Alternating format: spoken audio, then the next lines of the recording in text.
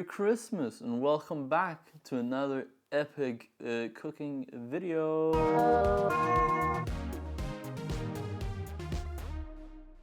Alright, so we're gonna make, it's kind of gonna be a mix between profiteroles and Eclaire, okay? It's gonna be a big circular profiterole.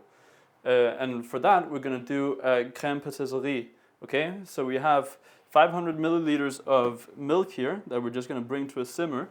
Then we have 100 grams of granulated sugar, 4 egg yolks, 50 grams flour, a little bit of vanilla powder, and 30 grams of butter.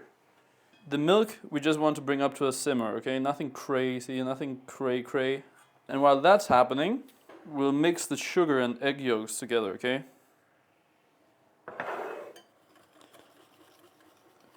Fairly thoroughly until it starts to get pale and it doesn't look so like grainy, so to speak. So this could take a little while depending on how strong you are. I fortunately am very, very strong. Very large muscles. I think we'll keep it at that. You see how it's nice and pale and kind of smooth. So, let's check on our milk. How we're looking. We're starting to steam a little bit, that's good. Once the milk heats up, we add a little bit of that to the egg mixture. Okay, whisk that in. It's important that we pour it in while whisking. So if you do have a friend or a sister or whatever, a dog, to help you hold the bowl or to pour while you're whisking, that makes it a lot easier, okay? And that's really a temperature thing, because if we just pour all of this egg into the milk at once, we'll make scrambled eggs, which is no good.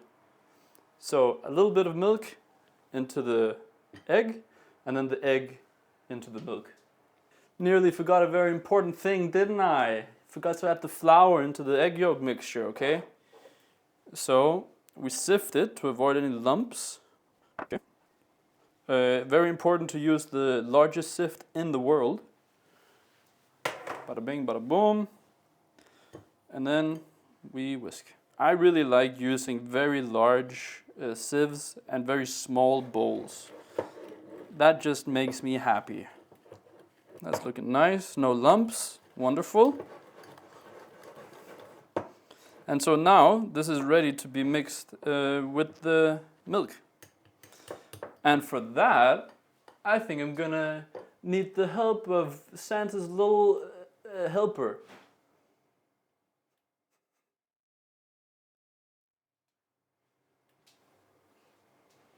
Alright, so I got Santa's little helper here. Our milk here is starting to simmer ever so slowly. So what I'm gonna need you to do is take this ladle and get about half a ladle into this while I whisk, okay? That's about half? Yeah, that's fine. Careful, my fingers, chef. That's good, thank you. Perfect. Just put the rest back in the milk. Yep. Thank you, Santa's little helper. You're welcome. So what we're gonna do now is we'll take this and pour it into the milk, okay? Again, while whisking. Because we're not quite scotch-free yet. It can still curdle and become bad if we aren't careful in this process, okay? That's all right. And I'm pretty much going to keep this moving constantly, because if this burns, then that's not a very fun situation for anyone involved. Now we'll add the butter. Gonna add that, and then again whisk with all your might, so it doesn't break. We need to whisk it to emulsify it. Now, if you're using real vanilla, you need to add the vanilla while you're boiling the milk. If you're using like an actual vanilla pot, okay? One should do it. One should be enough. If you're not, then you can wait until we're around here in the process to add your vanilla extract, okay? Just add a teaspoon of the vanilla. That's good. Yes, perfect. And just pour it in? Yes. Perfect, thank you. That feels like a lot of vanilla, but we do want it to be strong vanilla flavor. So usually when you're doing this kind of thing, making a crème pâtisserie, you want to add cornstarch. We use flour instead, and so it's important that we let it cook for a little while, just like 2 minutes maybe, to make sure that it doesn't taste of flour, okay? You might be familiar with that if you're making a sauce, or if you're making, if you're making a sauce for a lasagna or whatever. And again, keep it moving. You can see that it's boiling now. We'll just keep it like this for a minute or a minute and a half, making sure that it doesn't stick in the corners here. What we might actually go ahead and do is add just a pinch of salt. Even when making sweet stuff, adding salt is a very, very good idea. It's a flavor enhancer. Obviously, if you're making something sweet like a custard here, you don't want to add a lot, but just a pinch is enough to really lift your dish. All right, I think we're just about good. So we'll turn off the heat. This is a funky bowl. Funky bowl for funky people. We add our custard to the bowl. Now, very important step, okay? Do not skip this step. We take some plastic wrap here and we cover this, okay? And we don't cover the bowl like this. We push it in to the bowl so it makes contact with the custard here. This will keep the milk from forming like a skin, you can say. Very important that we do this while it's hot too. Maybe add one more layer just to make sure.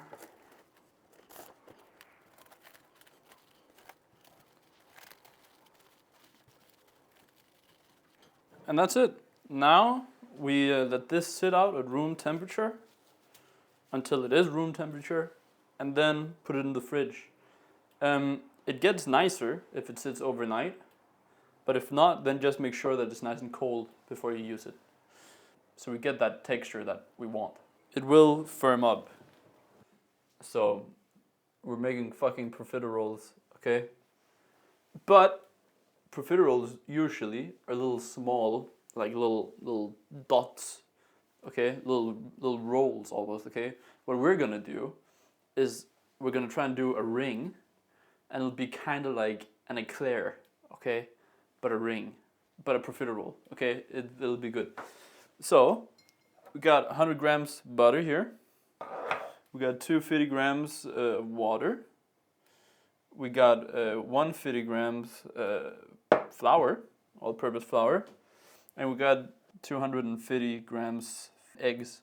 So these eggs are quite small, so it's 5. For you, it might be 4 or 3, or 1 very large one. We'll take the butter in the pot. We'll turn the heat up a little bit, not too much. Maybe 5, maybe 6. Okay, and then we'll take our water, which you might be sitting at home in your living room or bathroom or bedroom and thinking, wait, but water and butter, won't that just not work? You'd be right. If it wasn't for the fact that we're going to let this melt, bring it up to a simmer, and then we'll take our flour and use that to bring it together, to emulsify it. So, as you can see, we got some bubbles. The butter is all melted. So what we're going to do now is add a pinch of salt. And then we'll get a sift of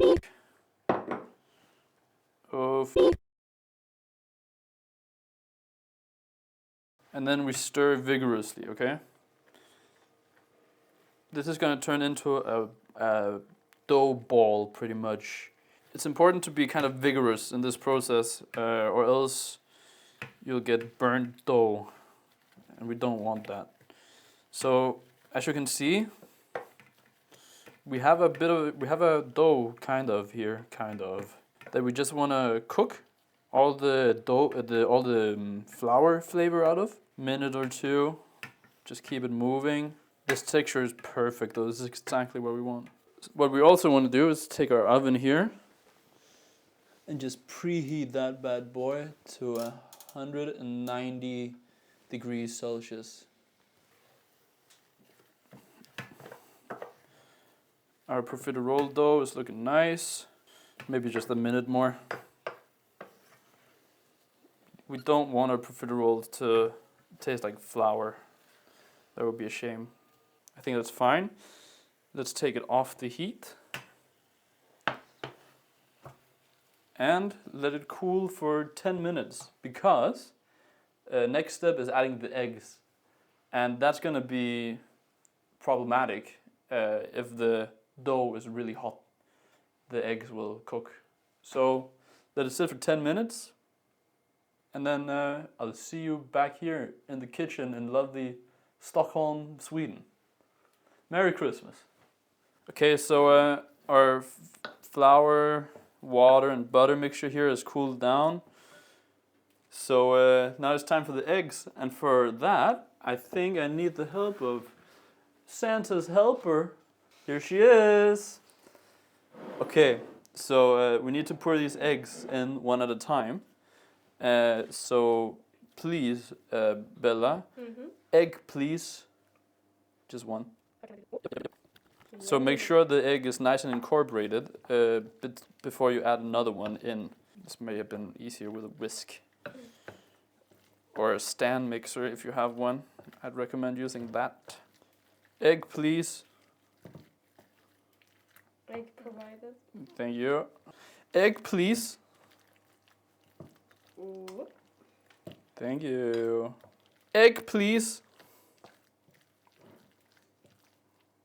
Thank you.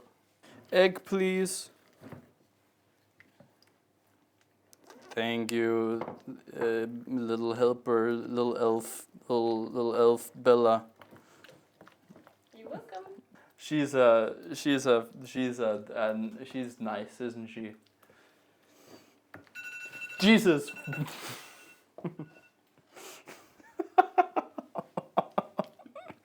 Bleep.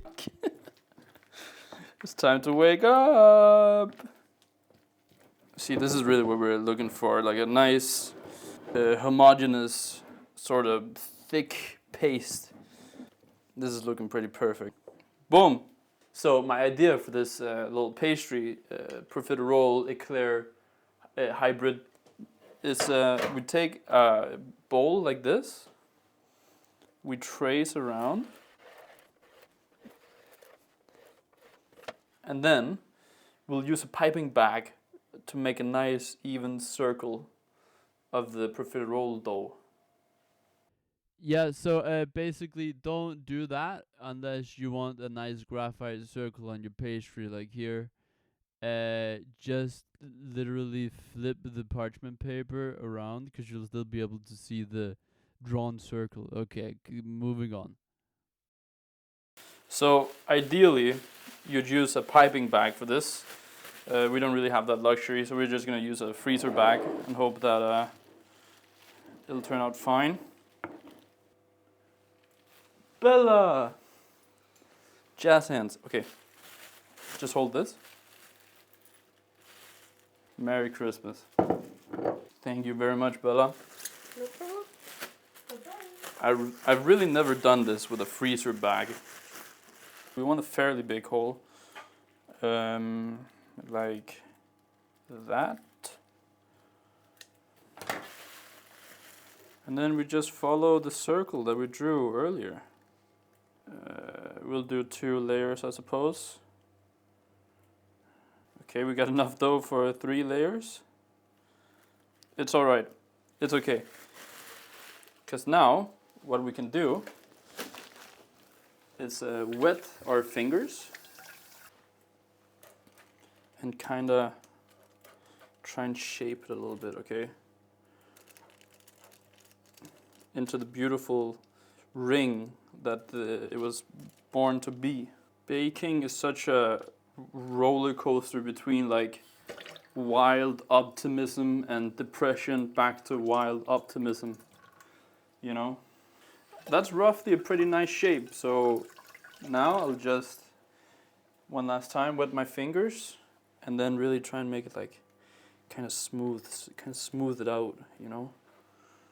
If this becomes crazy thick, like this is a little thick, I feel, it probably won't get baked very well on the inside, so we want a bit more height than thickness.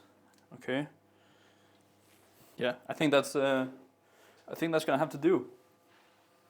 And then let's bake it for we'll give it 30 minutes to begin with, and then we'll check up on it afterwards. And yeah, 30 minutes, and then we'll check up on it and check up on you. Remember to check up on your friends, family, you know. And it's nice to take care of each other. Make sure everyone's okay.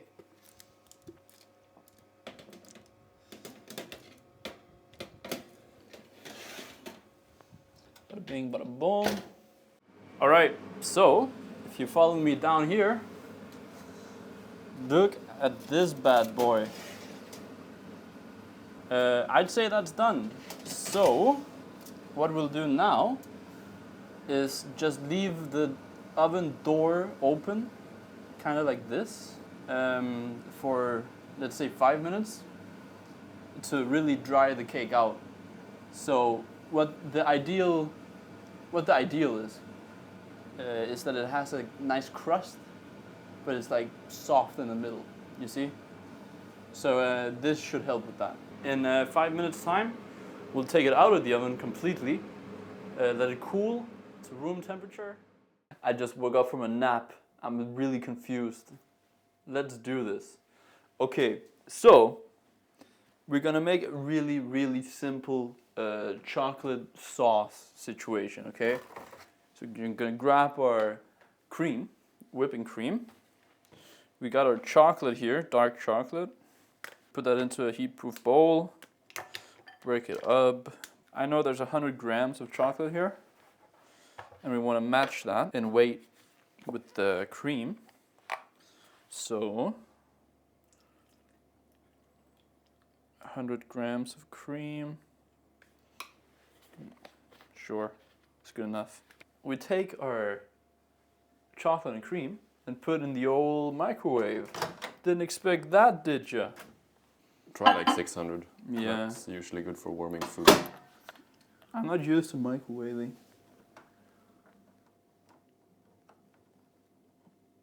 Okay. Okay, so 60 watts, 30 seconds. It beeps, we take it out, stir it, back in, 30 seconds, stir it, back in, 30 seconds, stir it, 1, 2, 3, back in, 30 seconds, done, okay? Super easy, super nice. Yes? Okay, I'm sensing heat. Yeah, okay, there's a little bit of meltage. So yeah, we're gonna stir it. Stir, stir, stir. Put back in the microwave.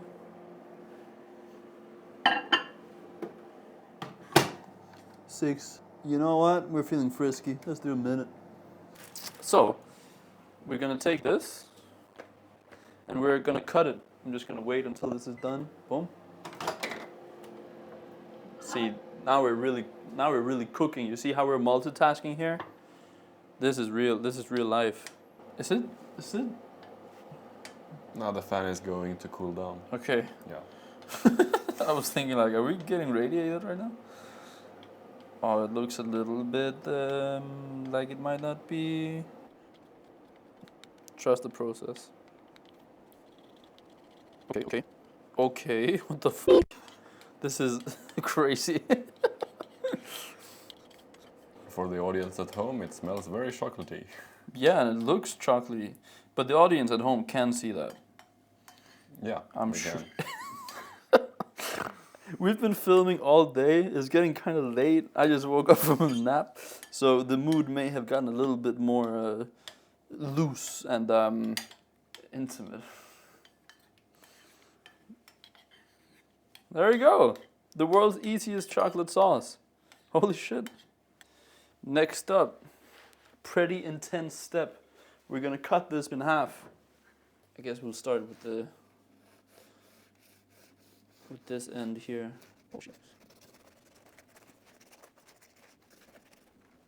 Look at that.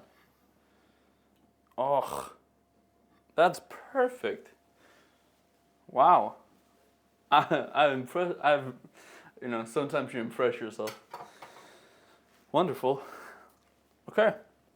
We got our custard here from earlier that we're gonna put in yet another DIY piping bag. Now, if I was at home, making this recipe, I would probably just use a spoon to smear it on.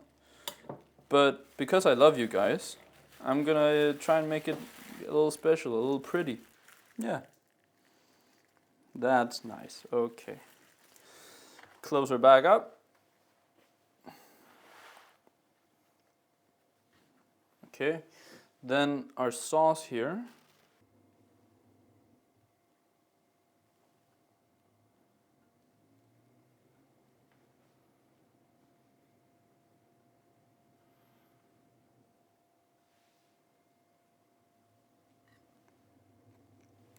Last but not least, we take our favorite Christmassy sprinkles,